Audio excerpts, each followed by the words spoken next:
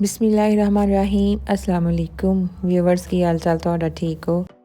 ਅੱਛਾ ਜੀ, ਅੱਜ ਅਸੀਂ ਬਣਾ ਰਹੇ ਹਾਂ ਰੈੱਡ ਕਿਡਨੀ ਬੀਨਸ, ਜਿਹਨੂੰ ਲਾਲ ਲੋਬੀਆ ਵੀ ਕਹਿੰਦੇ ਆ। ਤੇ ये है जनाब जी साउथ इंडियन की डिश, बड़ी मतलब उधर ये खाई जाती है इंडिया में।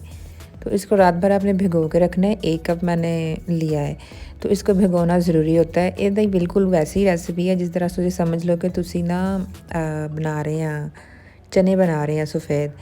तो सुबह उठ के इनू धो लो, पानी 1-2 मतलब निकाल के ना इनू असी पा लेना प्रेशर कुकर। और इसमें अगर आप 1 कप ले रहे हैं तो इसमें तकरीबन 4 कप जो है आप पानी ऐड कर दें। फिर इसमें नमक डाल दें 1 चाय का चम्मच।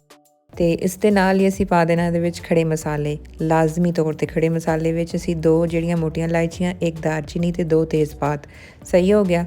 तो उस तो बाद जिहड़ा ना असी ला देना कुकर का ढक्कन बंद करके ना इनू ना असी 15 मिनट तक प्रैशर देना। जो सीटी चल जाए तो फिर तुसीं इहदा 15 मिनट तक नोटिस करना।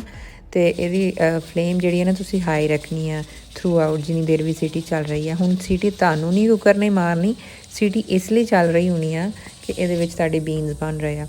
15 मिनट तो बाद जिहड़ा ना ढक्कन खोलो तो बीन्स जिहड़े तुहाडे गल जाणगे। तुसीं एक दफ़ा इनू मतलब अपनी तसल्ली वास्ते ज़रा इनू ना मैश करके देख लो, तो पानी इहदा कढ़ लो। तो बीन्स जेडे एक साइड पे ये देखें कितने ज़बरदस्त हमारे जो है ना बीन्स बॉईल हो चुके हैं। और अब जनाब हमने यहाँ पे लिया है सरसों का ऑयल, कोई भी ऑयल अपनी चॉइस का 2 टेबल स्पून आप ले लें। और इसमें गार्लिक डाल दें। मैंने 5-6 क्लोव साबुत ऐड किए हैं। इसमें हमने 1 बड़े साइज़ का प्याज ऐड किया है, 1 टमाटर ऐड कर दिया है। हल्दी पाउडर इसमें 1 चाय का चम्मच ऐड करेंगे। Red chilli powder 1 teaspoon add करेंगे। और नमक इसमें हमने क्योंकि पहले भी ऐड किया है बीन्स में, तो थोड़ा ही ऐड करना है, हस्बे ज़रूरत आप ऐड कर लीजिए। और 2 इसमें हरी मिर्चें डालने के बाद 2 से 3 मिनट हमने इसको फ्राई कर लेना है। और उसके बाद हमने इसका बना लेना है जनाब जी पेस्ट। जो टमाटर का छिलका है वो आपने रिमूव कर दें और इसका पेस्ट बना लें। ब्लेंड करने के बाद हमने यहाँ पे फिर से ले लिया है 1/2 कप ऑयल। और इसमें हम डाल देंगे साबुत ज़ीरा, 1 चाय का चम्मच पा दिओ। तो 1 ਇਹਦੇ ਵਿੱਚ मोटी इलायची पा दिओ खुशबू वास्ते।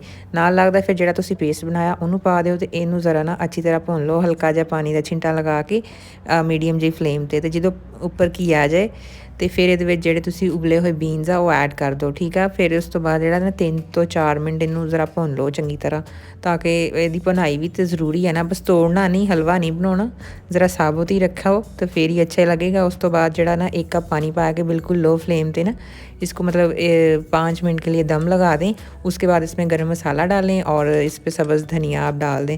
अच्छा, ये सारा कुछ डालने तो बाद ना फ्लेम बंद कर दो। तो 2 मिनट तो बाद घी ऊपर आ जाएगा। अक्सर लोग परेशान हो जाते कि हाय हाय खरे घी मैं थोड़ा ही पा लिया, इदा नहीं होंगी।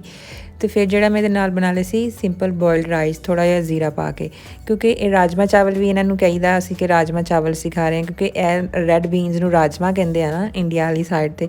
साडे इधर लाल लोबिया या जो मतलब कहना चाह रहे हो। तो बड़ा मज़ेदार होंदा, परफेक्ट रेसिपी है, ज़रा ट्राई करियो।